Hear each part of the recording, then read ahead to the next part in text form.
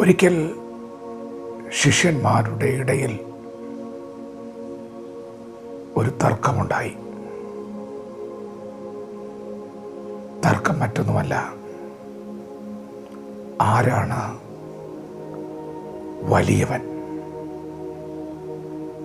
അവർ തമ്മിൽ ഒരു വലിയ വാദമുണ്ടായി. തങ്ങളിൽ ആരാണ് വലിയവൻ. ഇത് കേട്ട യേശു അവരോട് പറഞ്ഞു, ജാതികളുടെ രാജാക്കന്മാർ അവരിൽ കർത്തൃത്വം നടത്തുന്നു. നിങ്ങൾ ഈ ഭൂമിയിലേക്ക് നോക്കിക്കേ, ഇവിടെ എന്താണ് സംഭവിച്ചുകൊണ്ടിരിക്കുന്നത്? ഇവിടെ വലിയവൻ ചെറിയവനെ ഭരിക്കുന്നു. രാജാക്കന്മാർ ജനത്തെ ഭരിക്കുന്നു, അവരിൽ കർത്തൃത്വം നടത്തുന്നു, ഏകാധിപത്യം.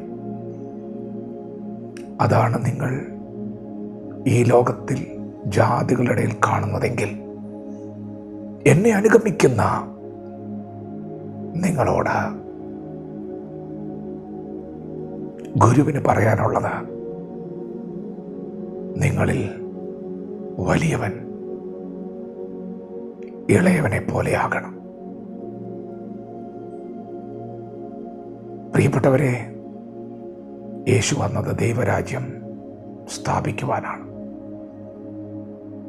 ദൈവരാജ്യത്തിലെ രാജാവ് യേശുവാണ്. ആ രാജാവിൻ്റെ ക്യാരക്ടർ എന്താണെന്നോ? ജനങ്ങളെ അങ്ങ് ഭരിക്കുകയല്ല, അവൻ വലിയവനാണ്. അവൻ്റെ വലിപ്പം താഴ്മയാണ്. ശിഷ്യന്മാരുടെ പാദം കഴുകുന്ന രാജാവ് അരയിൽ തുവർത്ത് കെട്ടിയിട്ട് താഴേക്ക് ഇറങ്ങുകയാണ് കാല് കഴുകാൻ. ഈ രാജ്യത്തിൽ ഇങ്ങനെയാണ്. ദൈവരാജ്യത്തിൽ വലിയവനായ ദൈവം തൻ്റെ ജനത്തെ ഭരിക്കുകയല്ല, അവരെ ശുശ്രൂഷിക്കുകയാണ്. തൻ്റെ ജനത്തിൻ്റെ നന്മയ്ക്ക് വേണ്ടി, വിടുതലിന് വേണ്ടി തന്നെത്താൻ മരിക്കാൻ വരെ തയ്യാറാകുന്ന രാജാവ്. നിങ്ങൾ അങ്ങനെ കേട്ടിട്ടുണ്ടോ? ഈ ഭൂമിയിൽ അങ്ങനെ ഒരു സംവിധാനമുണ്ടോ? അങ്ങനെ ഒരു രാജാവുണ്ടോ? വലിയവൻ ഭരണം നടത്തുകയല്ല, അവൻ ജനത്തെ ശുശ്രൂഷിക്കുന്നു, ജനത്തിൻ്റെ നന്മയ്ക്ക് വേണ്ടി, അവരുടെ പാപങ്ങളുടെ പരിഹാരത്തിന് വേണ്ടി മരിക്കാൻ വരെ മനസ്സ് വയ്ക്കുന്നു. തന്നെ അനുഗമിച്ച ശിഷ്യരോട് യേശു പറഞ്ഞു, ആരാണ് വലിയവൻ എന്ന് തർക്കം വേണ്ട. രാജാവ് ഞാനാണെങ്കിൽ ഞാൻ ചെയ്യുന്നത് നിങ്ങൾ കണ്ടുവോ? ഞാൻ എല്ലാവരെയും ശുശ്രൂഷിക്കുകയാണ്.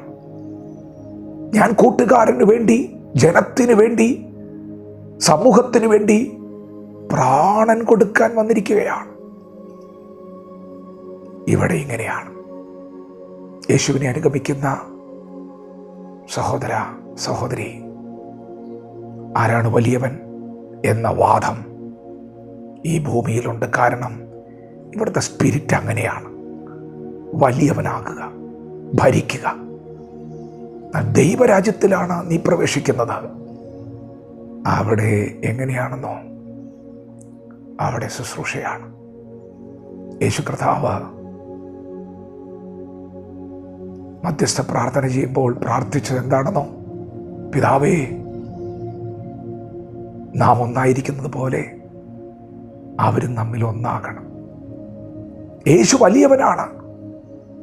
എന്നാൽ യേശുവിൽ വിശ്വസിക്കുന്ന എനിക്കും നിങ്ങൾക്ക് ഓരോരുത്തർക്കും വേണ്ടി യേശു പ്രാർത്ഥിച്ചത്, പിതാവേ, നാം ഒന്നായിരിക്കുന്നത് പോലെ അവരും ഒന്നാകണം. അവരും ഒന്നാകണം. അങ്ങനെ ഐക്യതയിൽ എല്ലാവരും തികഞ്ഞവരാകണം. എന്തൊരു വലിപ്പമാണ് പ്രാർത്ഥനയ്ക്ക്. നാം ഈ ഭൂമിയിൽ കാണുന്ന രാജാവൊന്നും അല്ല കേട്ടോ യേശു. യേശു സ്നേഹമാണ്. എല്ലാവരോടും കൂടെ ഒരുമിച്ച് നിൽക്കാനാണ് യേശുവിന് ഇഷ്ടം. അതാണ് ദൈവരാജ്യം. ദൈവരാജ്യം വളരെ അടുത്താണ്. മാനസാന്തരപ്പെടുക, യേശുക്രിസ്തുവിൽ വിശ്വസിക്കുക. അങ്ങനെ നിങ്ങൾ വിശ്വസിച്ചാൽ നിങ്ങൾ യേശുവിൻ്റെ മകനാകും, നിങ്ങൾ യേശുവിൻ്റെ മകളാകും. വചനത്തെ ഏറ്റെടുക്കാം. ദൈവം നമ്മെ ഓരോരുത്തരെയും പകൽ അനുഗ്രഹിക്കുമാറാകട്ടെ. ആമേൻ.